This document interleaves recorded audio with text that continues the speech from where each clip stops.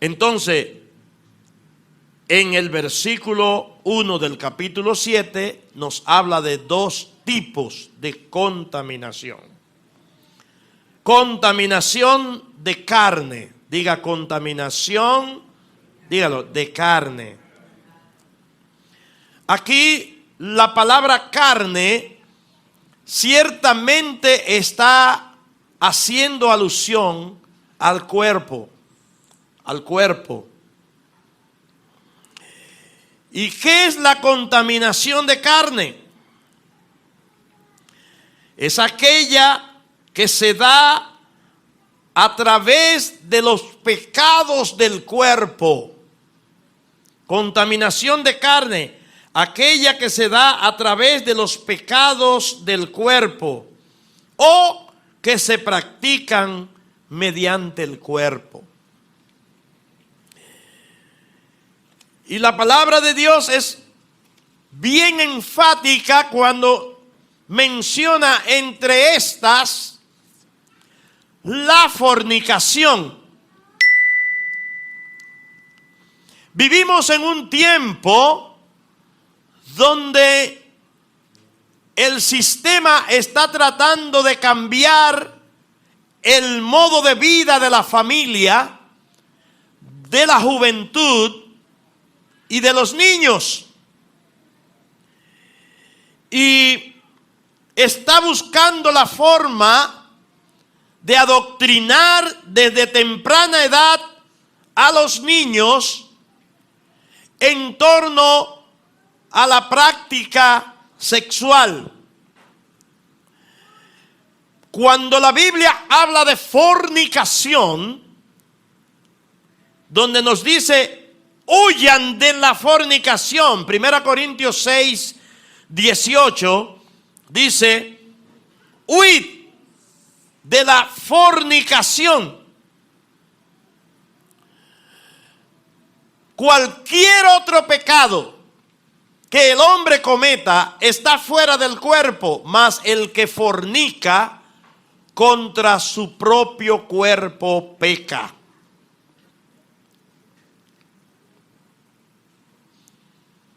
La fornicación, un pecado que Dios se refiere a él como algo similar a la idolatría, porque una persona que practica la idolatría está practicando fornicación espiritual. Pero cuando se trata del cuerpo, la fornicación es un pecado contaminante, porque Dios ordenó la relación sexual para el matrimonio. Para el matrimonio. En el matrimonio es algo santo, es algo sagrado, es algo precioso y es algo que Dios ve con buenos ojos. Usted dirá, ¿qué? Pero siempre nos han enseñado a nosotros que la relación sexual es algo pecaminoso. ¡No! Cuando Dios le dijo a Adán y a Eva, fructificad, multiplicaos, llenad la tierra y sojuzgadla, le estaba diciendo qué era lo que tenían que hacer y de qué manera lo iban a hacer a través del acto sexual. Pero ¿qué está pasando en nuestros días? En nuestros días la gente está viviendo como perros. Por eso aparece la palabra perros ahorita. Dice que los perros estarán fuera. ¿Por qué el Señor usa esa frase? Hermanos, ustedes saben que los perros, ustedes han visto perros en manada, ¿verdad? Grandes cantidades en la calle. Usted ve hasta 20 perros detrás de una perra. Ustedes ven eso. Pero ellos no tienen control de eso, porque es algo que la naturaleza lo ha dado así, porque son animales. Y tampoco están cometiendo ningún pecado con eso. ¿Me están siguiendo? ¿Verdad que sí, hermanos? Porque no hay un mandamiento para los perros de que tengan que casarse. Pero al hombre que es creado a imagen y semejanza de Dios, y para preservar la idea del gran misterio del matrimonio, al hombre sí le da ese alineamiento. En el versículo 13, en el versículo 4 del capítulo 13 de Hebreos, dice lo siguiente: honroso sea en todos el matrimonio y el lecho sin mancilla, pero a los fornicarios y a los adúlteros los juzgará Dios. Estaba hablando con unas personas en estos días. Óigame bien, no estoy hablando de impíos, supuestamente cristianos, erradicados de aquel lado. Y me decían que para allá, eso es el ambiente. Y yo le digo, ese es el ambiente, eso es en la iglesia de Jesucristo. Pero con tal razón, por eso que el Señor va a enviar, el juicio comienza primero por la casa de Dios. Me decía que ya en muchas iglesias, por no decir en todas, en muchas iglesias en Estados Unidos, el matrimonio no es tan relevante. ¿Saben por qué? Se conocen dos personas y para ellos ver si pueden casarse, ellos comienzan la vida marital. Ella se va para su habitación, la habitación de él, o se muda y la presentan o se presentan como novios. Mira, ella es mi novia, él es mi novio. Pero ya están practicando relación desde hace tiempo, desde que se conocieron. Porque también esa es otra práctica, que desde que dos personas se conocen, inmediatamente la lujuria se enciende y comienzan a hacer cosas desagradables ante los ojos de Dios. Y yo le decía y le preguntaba a estas personas, pero háblame claro, tú me estás diciendo que aún en las iglesias ya eso es permitido. Y me dijo, sí. ¿Qué está pasando con la iglesia de Jesucristo? ¿Qué está pasando, hermanos?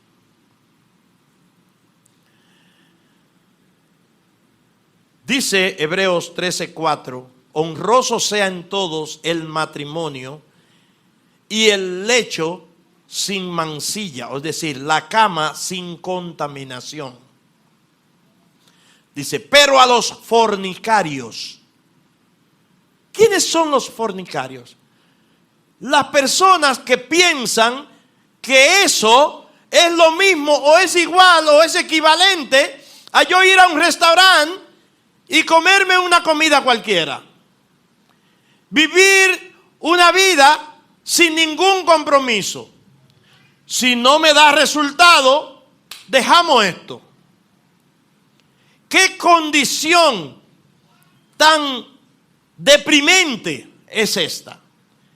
¿Qué está pasando hoy? No solo con el matrimonio, con la familia, con el hogar. Se están metiendo a nuestras casas ideologías y prácticas, aún a través de los dibujos animados, que nosotros no le estamos prestando la debida atención. Y a veces, para apaciguar a los niños, le encendemos el televisor y le ponemos unos muñequitos ahí, y en fracciones de segundo le pasan ideología diabólica sin que usted se dé cuenta. Tiene usted que sentarse detenidamente y analizar algunas cosas. Hay muñequitos que te pasan en fracción de segundos, si tú darte cuenta, a menos que tú lo vayas viendo pausadamente, dos hombres besándose o dos mujeres besándose. Me disculpan, hermanos, si estoy usando esta terminología. Esto va para las redes también, porque los niños ahora mismo saben más que nosotros. Y los niños tienen que saber que todas esas prácticas son diabólicas. Y Dios está mandando a su casa que se limpie de toda contaminación de carne. El adulterio es otra contaminación de carne. Ya en otros lugares se juega con esto. Hay lugares donde hacen pasanoches y se hacen intercambios de pareja. Estamos viviendo los tiempos de Sodoma y Gomorra, hermanos. Estamos viviendo los tiempos más fuertes. Y ya hay una persecución contra la iglesia de Jesucristo que se levanta contra esas formas de vida. Ya hay pastores que están siendo perseguidos. Pastores que en los Estados Unidos le han quitado la licencia, porque allá se otorga un permiso. Yo tengo un hermano que pastorea allá, Pablo, y él tiene su permiso, es como un S4, su permiso para él pastorear. Y le están cancelando permiso a los pastores que se levanten hablando en contra de la homosexualidad, en contra del lesbianismo y de todas esas ideologías infernales y diabólicas. Ya hay persecución, cerrando iglesias también. Porque estamos viviendo el tiempo donde el que es justo es injusto, siga siendo injusto. El que es santo, que se santifique. Estamos viviendo en el tiempo donde Dios está ahora mismo pasando un sedazo en su pueblo. Y si usted es íntegro delante del Señor, usted va a pasar. Si usted es íntegro delante del Señor, usted va a prevalecer. Usted se va a mantener en pie. Pero si no es íntegro, hermano, va a quedar en el colador, va a quedar en el sedazo. Nosotros predicamos el Evangelio de Jesucristo y enseñamos en nuestra casa, en nuestra congregación, a las personas que vienen ya con un ritmo de vida, con un estilo de vida dañado en ese sentido, que vienen, bueno, conocí a mi mujer y nunca nos hemos casado ni nada, pero ya hasta hijos tenemos. Nosotros le hemos enseñado, y desde que nuestra congregación comenzó, nosotros establecimos inclusive actividades para hacer que esas personas arreglen sus vidas. Yo recuerdo que una vez, uno de los golpes más bajos que le dimos al sistema diabólico que impera en esta ciudad, porque todo eso tiene su origen, y ahí yo no quiero entrar en ese tema, pero nosotros hicimos una fiesta una noche en el club de los médicos, hasta con fuegos artificiales y todo eso, porque 5 parejas cuyos esposos no querían casarse, nosotros entramos en oración y ellos lograron romper eso. Y hasta el día de hoy esas 5 parejas permanecen. Porque le dimos un golpe bajo a ese demonio.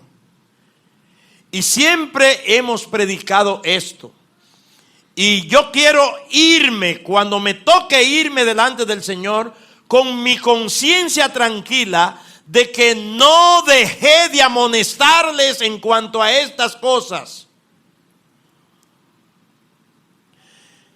Es un tiempo muy peligroso. Levítico 18:22 dice: no te echarás con varón como con mujer. Es abominación. Es abominación. Y este es uno de los versículos que la nueva Biblia que están tratando de promover no aparece. No lo tiene, es quitado. Otros versos que hablan de eso, de los que se echan con varones. Otros versos que hablan de todas esas cosas, de adulterio, todo eso lo quieren eliminar. Porque la Biblia, según ellos, lo que ha venido es a enclaustrar a la gente, a esclavizarlo. Eso es una esclavitud. Porque si yo no quiero tener una mujer, si yo quiero tener 5, o vivir la vida como me plazca, eso es una esclavitud. Eso es lo que el diablo está ahora mismo ministrando. Y está ministrando a nuestros niños. Y nosotros como hijos de Dios tenemos que ser valientes. Esta palabra es una palabra de alineamiento. Y en la Biblia tenemos todo lo contrario de lo que el sistema hoy nos quiere implantar. Y cosas que tal vez usted dice, pero ¿y es verdad? ¿Y eso es así? Hay una práctica en el mundo que se llama el bestialismo. Y tiene que ver de eso mismo, pero con animales. Y miren lo que dice Levítico capítulo 18, verso 23. Dice: ni con ningún animal tendrás ayuntamiento amancillándote con él. Ni mujer alguna se pondrá delante de animal para ayuntarse con él. Eso es perversión, dice Levítico 18, 23. Y usted preguntará, pero ¿y eso pasa? Eso pasa, hermano. El mundo está convertido en un desastre. Esto solamente lo arregla Jesucristo. Cuando se entrone literalmente en la tierra.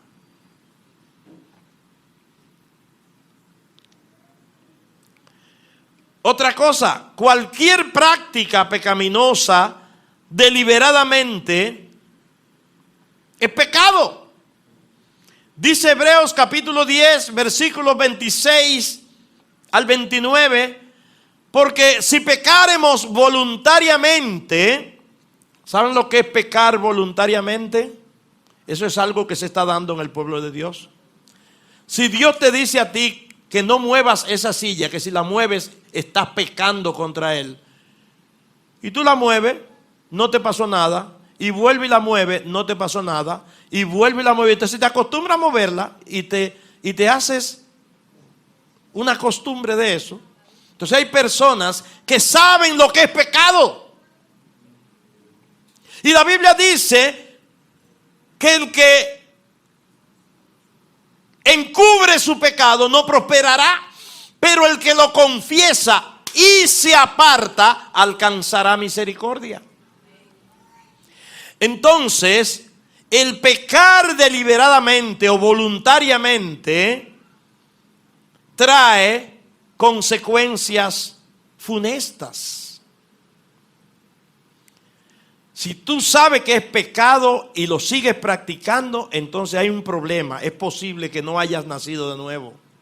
Es posible que no estés caminando en la verdad. Es posible que lo que tú estés haciendo es jugando a la iglesia. Es posible que lo que estés haciendo es tratando de acallar tu conciencia. Si pecáremos voluntariamente, después de haber recibido el conocimiento de la verdad, después de haber recibido el conocimiento de la verdad, ya no queda más sacrificio por los pecados. O sea, el Señor no tiene que venir otra vez a sacrificarse para que tú seas salvo. Dice el versículo 27, ¿qué es lo que queda? Una horrenda expectación de juicio y de hervor de fuego que ha de devorar ¿a quiénes? ¿A quiénes? ¿A quiénes, hermanos? A los adversarios. Y yo pregunto, porque hay mucha gente que dice, pero eso es a los adversarios, eso es a los que no tienen a Cristo. Y la Biblia no dice que el que se hace amigo del mundo se hace adversario de Dios. ¿A quién se lo dice? A los del mundo. Es a nosotros. Entonces, hervor de fuego, ese juicio, esa expectación de juicio a esa persona que peca y peca y peca y peca y es lo mismo. Y el Señor, perdóname, pero ahí al otro día ya está en lo mismo. Ese pecado y esa condición pecaminosa, ya no hay solución. Porque su mente se cauteriza, su conciencia se cauteriza. Y para usted, hacerlo como no hacerlo, no hay problema. Y dice el verso 28.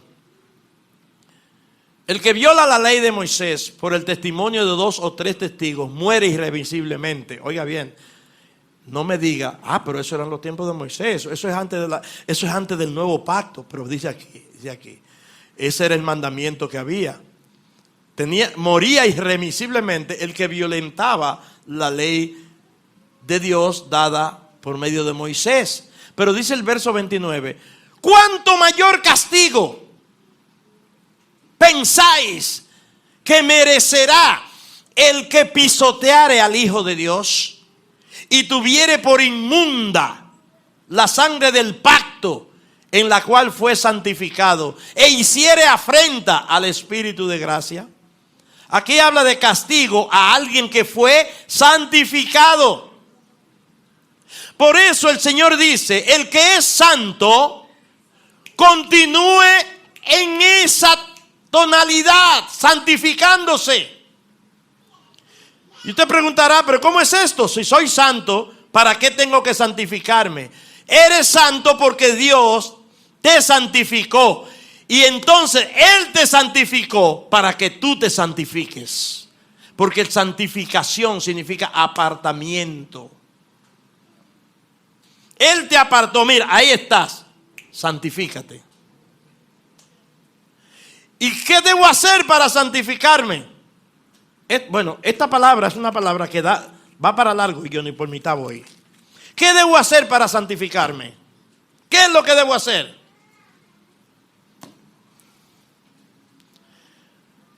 El Señor nos ha dado la forma de nosotros santificarnos. ¿Qué dice Él de la iglesia? Que el Señor Jesucristo se entregó por ella. Dice para santificarla, para apartarla, por el lavamiento del agua, por la palabra. Aquí tenemos el elemento que nos va a ayudar en nuestra santificación, la palabra. El Señor Jesucristo en su oración al Padre decía, Padre, santifícalos en tu verdad, tu palabra es verdad. Pero necesitamos para esa santificación la intervención del Espíritu Santo. Hello, ¿están aquí, hermano? Y si todavía tú sigues viviendo una vida de amargamiento, de enojo, que lo que esa persona me hizo no se la perdono, o tal vez tú digas, yo lo perdono, sí, pero eso no se me olvida, y vives en una vida sin perdonar, en enojo, esa palabra no te va a pasar por arriba. Pero tenemos, hermanos, que vivir la vida de Cristo en este tiempo. Continuaremos después hablando con más detalles sobre esto, porque Dios está limpiando su casa. Porque Él no habita en casa sucia. Y cada uno de nosotros tiene que velar y ver cómo es su vida.